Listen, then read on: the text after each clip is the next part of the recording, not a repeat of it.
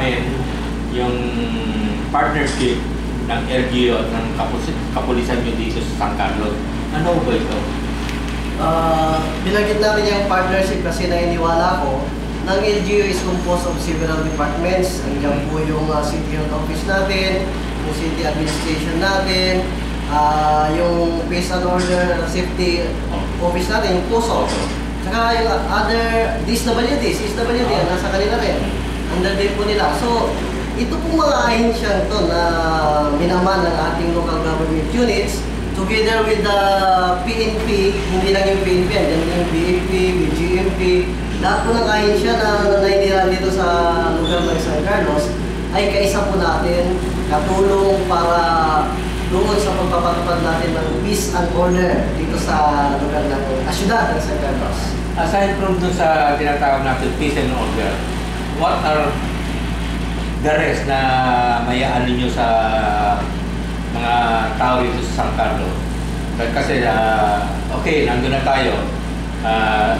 Ang kapulisan ay para to maintain peace and order. And aside from that, wala na ba kayo ibang programa para makatulong din?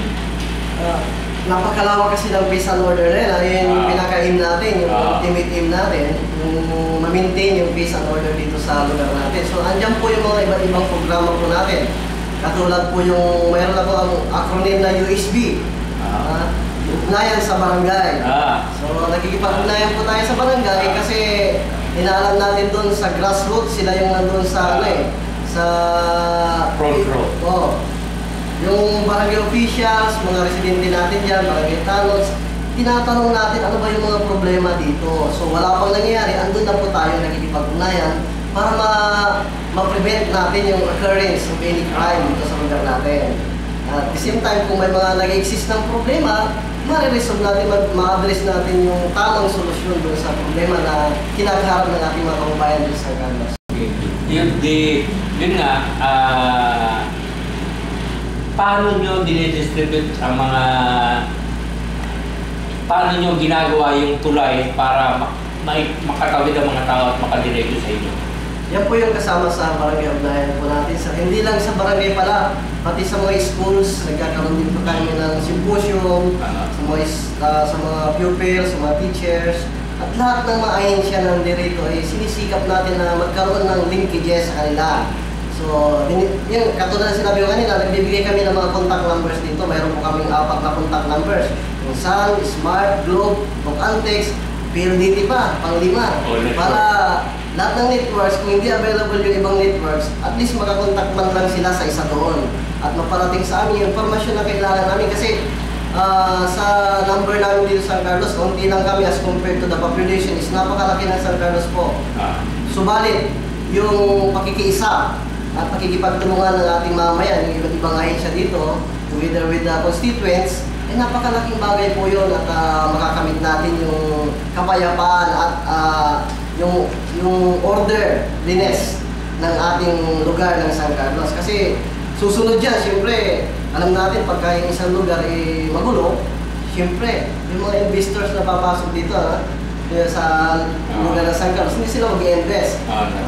Natatakot sila. So, yung LGU natin, siyempre, bababa yung ano dito, di ba? Yung ibang tao, ano yan, parang magkakaroon ng effect na income generation sa part na ano yun, sa LGU. Sa amin naman, napakalaking bagay na ang pakikipagtulungan ng iba't ibang ahensya, pati yung mga business sectors.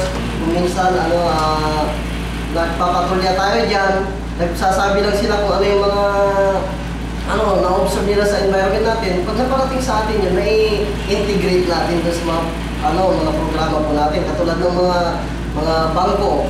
May time kasi na pinatawag ko lahat ng mga bank managers, pati yung mga pawn shop owners, pati yung mga, ito yung mga subject na karaniwang binibiktima ng diba? So, mga robbers, mga mapagsamantala, diba? Kaya nag-suggest tayo, nag-lecture tayo sa kanila kung ano yung mga precautionary measures na dapat nilang gawin para sila ay makikipagtulungan sa atin. Ganon, makamit namin yung isang ultimate aim ng San Carlos, yung San Carlos maayos. So, talking about drugs, ano naman ang programa nyo para ma-eradicate o ma-minimize natin ang mga ano dito, drug-related crime? Sa drug problems naman, mayroon kaming programa yung symposium sa mga schools.